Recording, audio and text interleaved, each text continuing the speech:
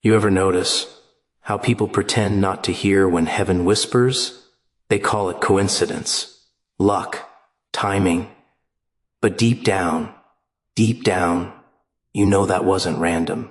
You know the tap on your shoulder wasn't the wind. You know that chill in your spine wasn't the cold. That was God trying to get your attention. And yet, you kept walking, step after step, deeper into the noise, further from the voice. You saw the signs, 6 of them, not 1, not 2, 6 warnings dressed up as ordinary days. 6 divine alarms you snoozed with a smile, whispering, "It's fine, I'm fine." But here's the thing about ignoring the divine. The more you pretend you don't hear it, the louder it gets. Tap, till one day the whisper becomes thunder, and the thunder becomes silence. The kind of silence that stares back at you. You think life's playing games with you? No, my friend, life isn't playing. God is pleading. And before you take another step, another breath, it's nothing. You might want to stop pretending, because tonight the mask comes off, and the message you've been avoiding, it's waiting for you. You ever notice how God never barges in? He doesn't storm through the door demanding your attention. No thunder, no lightning, no grand entrance, just a whisper, a quiet, almost invisible nudge that only the still can hear. The problem is, most people aren't still. They're running, chasing, performing, pretending. And in all that noise, that subtle whisper gets buried under the weight of their own voices. But that's how he works. He hides the message in silence. He buries the warning in calm. He tests whether you can recognize the divine through the ordinary, because anyone can notice a miracle when it's loud, but only the wise notice when it comes disguised as a whisper. Maybe it was that sudden feeling in your chest when you were about to make a move you knew wasn't right, that quick pause before you said yes, that strange dream that stayed in your mind for days. You felt it, you dismissed it, you told yourself it was nothing. But it wasn't nothing. It was a signal, a gentle reminder that something larger than you was trying to realign your path. You brushed it off because it didn't come with fireworks or fear, because it came as a whisper. The human mind craves spectacle. It expects God to arrive with proof, but the divine doesn't prove. It invites. It's in the soft moments, the strange timing, the faces you meet twice when you shouldn't have, the words you overhear that sound like they were meant just for you. That's the language of a subtle whisper. And yet, how many times have you silenced it with logic? How many times have you reasoned your way out of revelation? You say, it's probably coincidence, or I'm overthinking. But that's the voice of fear dressed as intellect. The whisper doesn't fight for volume, it tests for sensitivity. God won't compete with your distractions. He'll speak once, twice, 6 times maybe, but never forever. He speaks softly so that only the seekers hear him. That's why so many miss the call. They're tuned into everything except stillness. They want direction, but they fear silence. And silence is where direction hides. Sometimes that whisper shows up in discomfort. You'll find yourself in a situation that doesn't fit anymore, and instead of asking why, you force yourself to stay. You keep calling it loyalty, faith, patience. But deep down, it's avoidance. You know that something's off, but change feels louder than comfort, so you silence the whisper and stay where your soul is starving. That's how people lose themselves, by mistaking God's whisper for doubt. You call it anxiety, he calls it awakening. You call it coincidence, he calls it conversation. Every unease, every delay, every strange shift, it's not chaos, it's code. And there's beauty in that code, because the whisper doesn't only warn. It teaches. It shows you that the real power isn't in hearing something loud. It's in recognizing something quiet. It forces you to listen differently, not with your ears, but with your awareness. It's like when a joker sits in a room full of noise and notices what others don't. The rhythm beneath the chaos, the message behind the madness. That's what the whisper does. It separates the observers from the oblivious. It's not about being religious, it's about being receptive, about knowing that when life suddenly slows down, when people start leaving, when plans start falling apart, it's not punishment, It's preparation. The whisper speaks when everything else stops. You can almost feel it sometimes. Like time pauses for a fraction of a second. Like your heart skips not out of fear but recognition. That moment isn't random. That's when eternity bends close to your ear, trying to tell you something before you wander too far. And the tragedy is, most people think they're waiting on a sign, when in truth the sign's been waiting on them. The whisper's been there, waiting to be acknowledged, waiting to be trusted, waiting for silence to return. But the world taught you to value noise, to move fast, to fill every quiet space with something. You've been trained to ignore what doesn't shout. The whisper, though, it's patient. It doesn't rush. It doesn't chase. It knows its power. It knows that one day, when the noise finally exhausts you, when you're tired of pretending not to hear, you'll stop. And in that stillness, it'll speak again, not louder, just clearer, because the whisper never needed volume to be heard. It needed your surrender. It needed you to realize that not every message comes with thunder. Some come with a pause, a breath, a strange feeling you can't explain. And if you can feel that now, if you felt it before, that's not coincidence. That's not luck. It's not random. That's the whisper trying. Again, it's strange, isn't it, how people can stare right at a sign from heaven and call it random.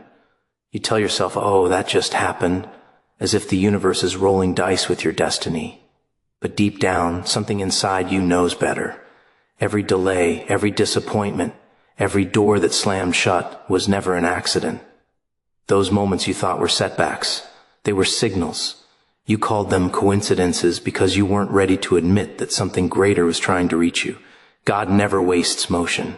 Every event in your life, especially the painful ones, carries a coded message. And yet you sit there scrolling through life, pretending not to see the pattern.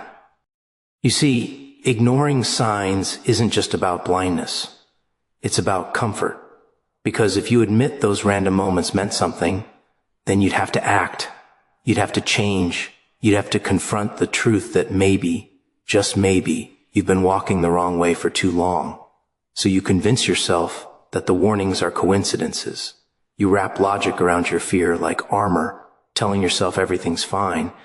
But the thing about divine signs is they don't stop until you stop. They repeat, echo, multiply. The missed opportunity, the friend who left without explanation, the job that fell apart, the strange déjà vu you brushed off. It's all connected. You think life is punishing you, but life is pleading with you, and the more you ignore the signs, the more creative they become. What began as a whisper becomes discomfort. What began as discomfort becomes chaos. That's the pattern of ignored divine intervention. It's like tapping on a door that never opens.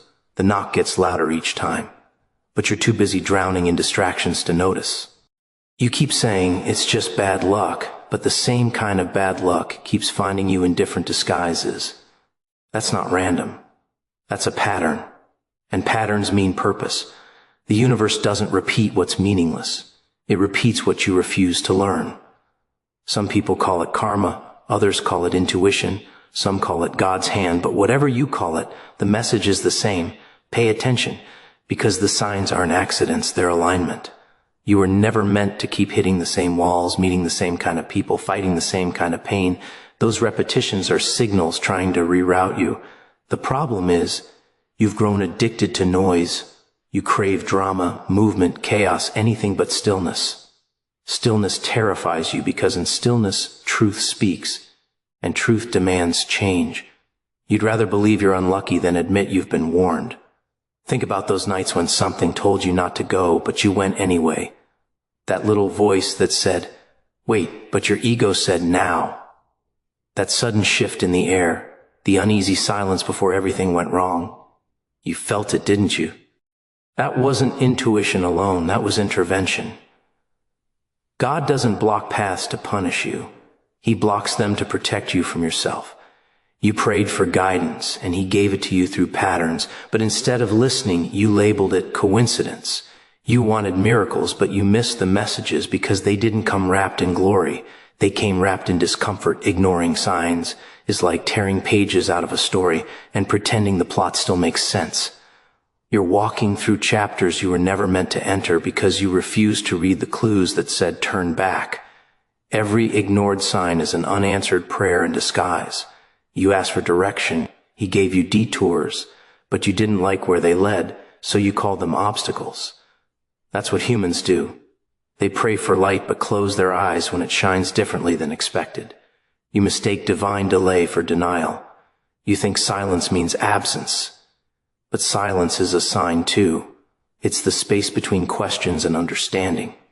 It's the pause before realization. Sometimes God's warnings don't look holy at all. They look like heartbreak, rejection, confusion. You ask, why did this happen to me? When the real question should be, what was I supposed to learn before this happened? The pain isn't punishment, it's preparation. You ignored the whisper, so the lesson had to grow louder. You ignored the red flags, so they turned into walls. You ignored the signs of exhaustion, so your body made you stop. Every breakdown is a message that was once a whisper. Every disaster was once a gentle tap on the shoulder you brushed away. And maybe that's the hardest truth to face, that you always knew. Something inside you sensed it, felt it, recognized it. But pretending was easier than confronting. So you laughed it off, explained it away, kept walking until the signs had to trip you just to make you pause. And when everything finally collapses, you'll look back and realize it wasn't sudden. It was a series of ignored signs stacked neatly on top of one another until the weight became impossible to bear. God never blindsides you. He warns, he repeats, he pleads. But he won't compete forever. And once the signs turn into silence, it's not because he's gone. It's because he's waiting for you to see what's already been shown. You think you're in control, don't you? You think every move, every plan, every decision is yours alone. You map your future, you chase your desires. You convince yourself that your will is the only force shaping your path. But that's the illusion of control. It's the sweetest lie we tell ourselves because it makes us feel powerful, safe, untouchable. You wake up every day thinking you're the author of your story when in truth you're just a character in a much bigger script. You call it freedom, but it's choreography. You call it coincidence, but it's coordination. You call it luck, but it's law. The moment you think you're leading life, that's the moment life starts leading you. In circles you plan, and things fall apart. You force, and doors close. You chase, and the more you chase, the further it drifts. You tell yourself you're unlucky, or the world is unfair, but the truth is simpler. You're fighting against alignment. You're walking in a direction that wasn't written for you. The more you push, the heavier it gets because you're dragging your will against divine gravity. That's why you're exhausted. That's why nothing feels steady. You've mistaken movement for progress. You're running hard but not moving forward because you're running on your own command, not God's. You keep drawing maps in ink while he's trying to rewrite them in light. Control feels safe because surrender feels like weakness. You think letting go means losing power, but in reality, that's where power begins. You've been trained to believe that strength is about holding on, pushing through, fighting harder, but sometimes strength is about stopping, about standing still long enough to realize that not everything is meant to be managed. You can't control timing, you can't control people, you can't control outcomes. You can only control whether you're aligned or not, but you don't like that, do you? Because alignment requires trust, and trust requires silence. And silence means facing the parts of yourself that you've been running from. That's the trap of illusion. It lets you believe you're winning, when in truth you're just circling the same mountain with different faces, different seasons, different names. Every time you refuse to let go, the cycle resets. You fall into the same kind of relationships, the same kind of disappointments, the same kind of heartbreaks, all while saying this time will be different. But nothing changes because you're still trying to play God in a game you don't understand. You're trying to control outcomes that were never yours to decide. The universe keeps sending the same lessons because you keep sending the same resistance. And then there's that voice inside you, the one that warns you before every bad move. You hear it, but you silence it with logic. You say, I know what I am doing, even when everything inside you says otherwise. That voice isn't fear, it's foresight, it's divine instinct trying to steer you back before you crash. But ego doesn't like that. Ego wants to be the driver, even if it's driving blind. So you keep pretending you're steering when, in truth, you're being steered. Every closed door is proof. Every failure is a reminder. Every sudden shift in your life that you didn't plan. That's heaven, reminding you who's really in charge. You can tell yourself it's unfair, but deep down you know you've been spared from things you begged for. You wanted something so badly that you couldn't see its poison, and when it slipped away, you called it a loss. But that was mercy disguised as rejection. Control would have kept you trapped there, blind to the damage that was waiting. But when things fall apart, when life rearranges your plans, that's when you realize you were never in control to begin with. You were only ever being guided, redirected, protected from your own short sight. You don't lose control. When you surrender, you lose confusion. The illusion of control is dangerous because it feeds pride. Pride tells you, I can fix it. Pride tells you, I can make it happen. Pride tells you that you don't need signs, you don't need surrender, you don't need silence. Pride blinds you to warning after warning until you crash. Then you call it tragedy, when it was actually mercy removing your hands from what you were never meant to hold. That's the part most people never understand. You don't own control, you borrow it until the lesson is done. The pain begins the moment you try to make permanent what was only meant to be temporary. You force what was meant to flow, and then you wonder why everything feels heavy. You can't control what's divine, you can only align with it. You can't make life bend to your will without consequence. The moment you try to play God, the universe plays back, and it plays harder. You think you're manipulating outcomes, but all you're doing is delaying purpose. Because eventually every illusion crumbles, every false sense of control collapses under truth. And when it does, you'll realize that the power you've been chasing was never outside of surrender. It was born in it, because the real strength was never in how tightly you could hold on. It was always in how willingly you could let go. There's something haunting about the number 6, isn't there? 6 warnings. 6 times mercy tried to whisper before judgment had to listen. 6 times the universe tried to tap you gently before the storm began to form. You didn't ignore them out of malice. You ignored them out of habit. You convinced yourself you had time, that the world would wait, that maybe the signs weren't really for you, but heaven counts. It measures how many times grace has been extended before the echo of silence begins. That's the 6th warning, the final flicker before the light decides to step back and let consequences speak in its place. The first warning comes soft, like an uneasy feeling that something isn't right. You shake it off, call it paranoia, keep moving.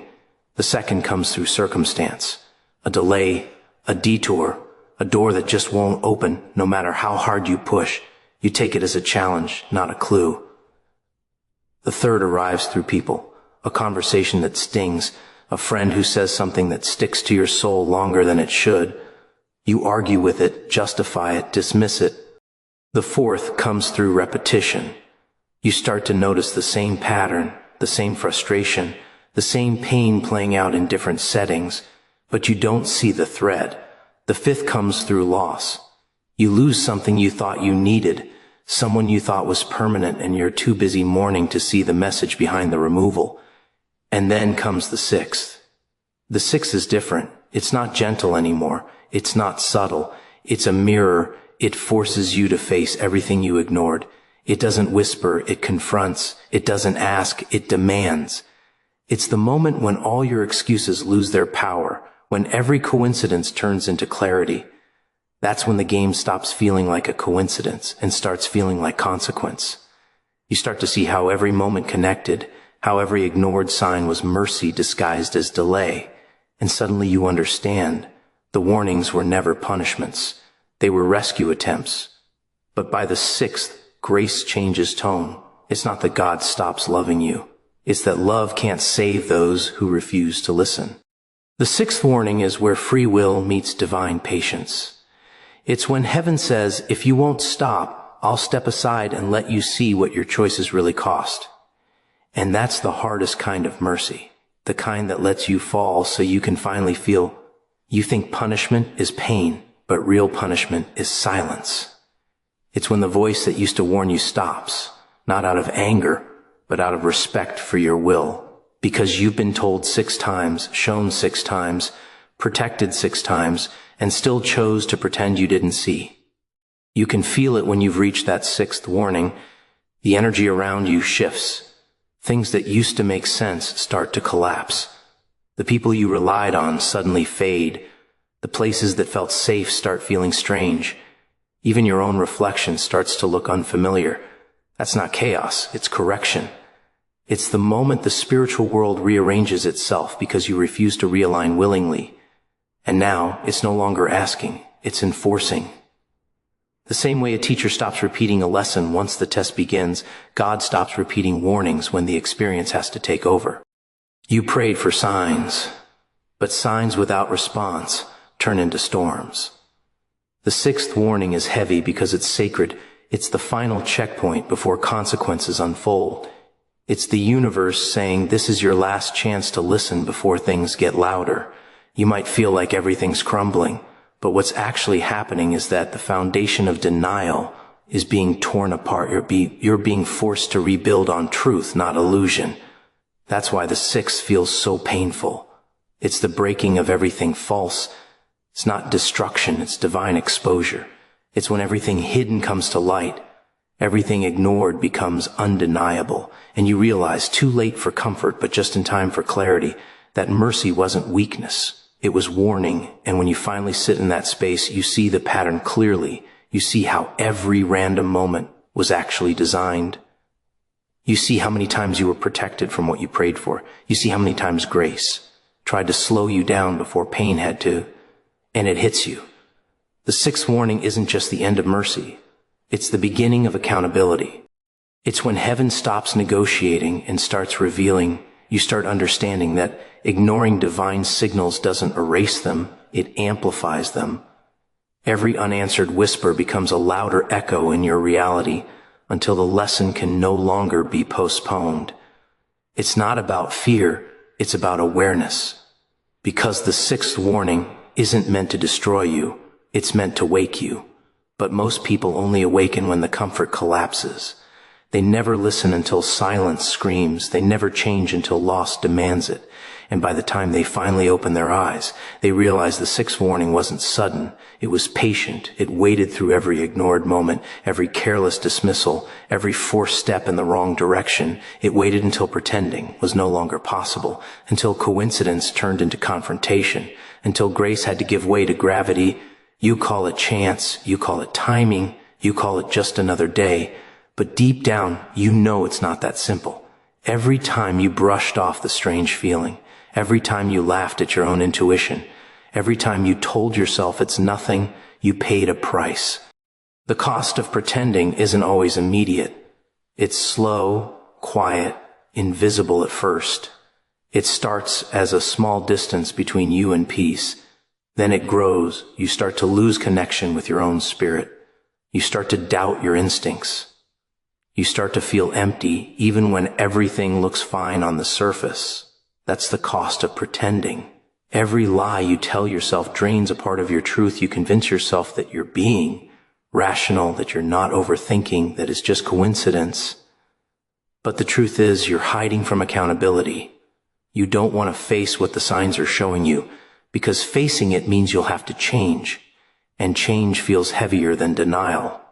So you put on the mask, smile like everything's fine, and keep moving.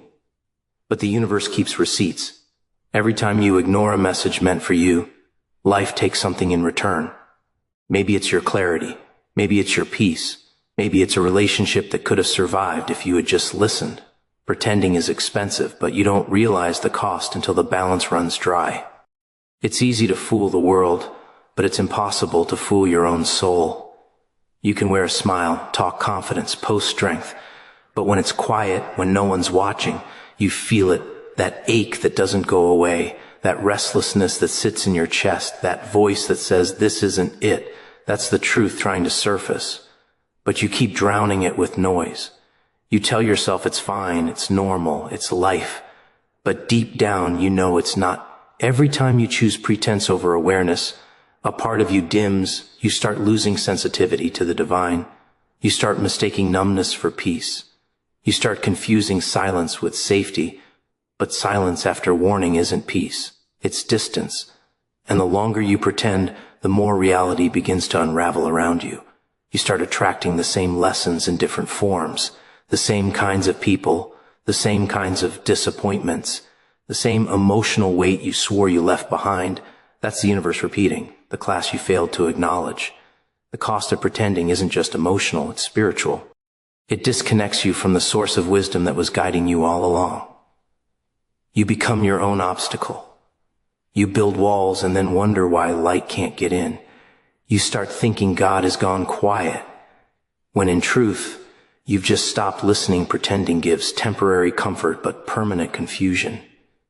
You might feel safe for a moment, like you dodged something, like you escaped accountability, but it doesn't last, because truth doesn't die. It waits in the corners of your choices, in the silence between your thoughts, in the weight that sits behind your smile.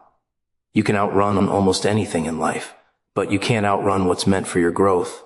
The lessons you ignore always return, and each time they come back, they cost more. The pain gets louder, the consequences sharper, the timing tighter. The longer you pretend, the higher the interest on your avoidance, and you start to see it in the small things first, the way your joy feels forced, the way your laughter doesn't echo the same, the way your reflection feels unfamiliar. That's what pretending does. It pulls you out of alignment with who you really are. You start existing in fragments, one part living truth and the other living lie. And the longer you do it, the more those parts drift apart until you can't tell which one is real anymore. That's why pretending is dangerous. It doesn't just numb you, it divides you. It makes you forget the sound of your own spirit's voice. Sometimes pretending even becomes a performance. You start convincing others so hard that you start believing the story yourself. You start calling your survival peace, your stagnation patience, your fear faith. You start dressing your denial in holy words. But God doesn't listen to appearances, He listens to alignment. You can't deceive what sees beyond faces. You can't fake awareness to the one who gave it to you. The signs you keep calling coincidences are not coincidences. They're contracts. Each time you ignore one, you delay what's written for you. Each time you pretend you didn't see, you make your journey longer, harder, heavier. Because pretending never delays the lesson. It only multiplies the pain, and when life finally catches up, when all the pretending starts to collapse, that's when the truth stands there, unbothered, patient, unchanging. It never argued with your excuses. It just waited.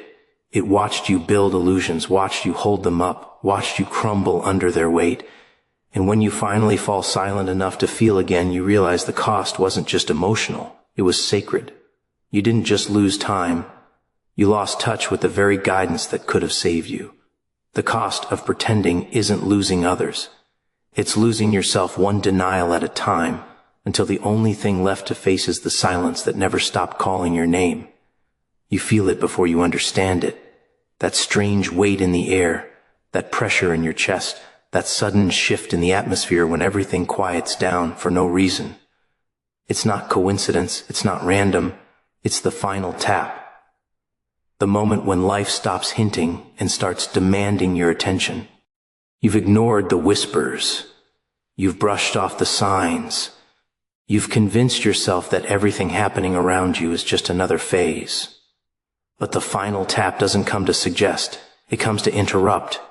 It arrives like a mirror, like a shock, like a truth you can't hide from anymore. It doesn't ask for your belief, it asks for your awareness. You've been living with noise for so long that silence feels foreign. You've trained yourself to move fast, to react, to scroll, to fill every quiet space so you never have to face what's been calling you. But this time, silence isn't just silence. It's the sound of the divine trying one last time to reach you before something shifts permanently. The final tap doesn't come when you're ready. It comes when you're ripe. It doesn't care about your plans, your comfort, or your excuses. It only cares about truth, and truth has been watching, waiting for the moment when your illusions get heavy enough to break under their own weight. Sometimes the final tap looks like a sudden ending. Something you thought was forever stops. Someone you thought was loyal leaves.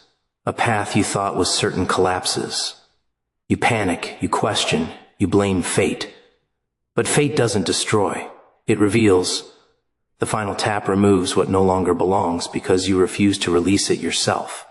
It's not punishment, it's correction. It's the divine way of saying, you wouldn't stop, so I had to. You thought you were losing something, but in truth, something was being cleared out so you could finally see what's been hidden underneath the noise. That's what the final tap does. It strips away the unnecessary until only clarity remains. It doesn't always come as disaster. Sometimes it comes as a deep exhaustion, an emotional fatigue that no rest can fix. You wake up and feel disconnected, like nothing fits anymore, like everything you used to chase suddenly feels meaningless. That's the final tap too. It's not burnout. It's breakthrough disguised as emptiness. It's the soul saying, I can't keep pretending. You think you're tired of life, but you're actually tired of living without alignment. The final tap isn't trying to hurt you. It's trying to wake you before the noise consumes you completely. It's the divine alarm clock, ringing after every snooze you've hit. The final tap is mercy in disguise, but it doesn't feel merciful when it arrives. It feels like loss, confusion, chaos. It feels unfair because you thought you had time, but time runs out when truth has been ignored too long. When you've refused to listen, the universe will create circumstances that force you to stop. That accident that made you slow down. That mistake that humbled you. That ending that broke your heart. All of it was designed to pause your motion long enough for you to remember who you are and where you're supposed to be. You call it tragedy, but heaven calls it intervention. And the strange thing is, you always sense it before it happens. The tension builds quietly. Conversations feel off. Energy feels heavy. Things start falling apart in small ways first. That's how grace warns before the storm. But when you pretend not to see, the storm has to finish what silence started. The final tap doesn't just ask for your attention. It demands transformation. It strips away your comfort, your illusions, your control, until you finally stand there with nothing left but honesty. That's when revelation happens. When the noise dies and your excuses collapse, that's when you can finally hear what's been said all along. You can't escape the final tap. You can delay it, you can deny it, but you can't avoid it. It's not a curse, it's a correction written into your journey. Every ignored sign leads here. Every delayed realization gathers here. Every avoided truth builds until the moment it must reveal itself. And when it does, it doesn't ask if you're ready. It just shows up and rewrites everything. The final tap doesn't destroy, it resets. It brings you back to alignment, even if it has to break you to do it. Because sometimes pain is the only language that gets through when whispers no longer work, and when it finally happens, when life pulls the rug from under your illusions, you'll see it clearly. You'll see that every unanswered prayer was protection. Every ending was direction. Every silence was instruction. The final tap is not an ending. It's exposure. It's the moment the unseen becomes undeniable. It's where pretending stops, where noise breaks, where masks fall. It's when the divine looks at you and says, now you hear me. You won't forget that feeling, the stillness after resistance, the clarity after chaos, the peace that feels almost unfamiliar because it's real. That's what the final tap brings. The unshakable realization that what you thought was falling apart was actually falling into place.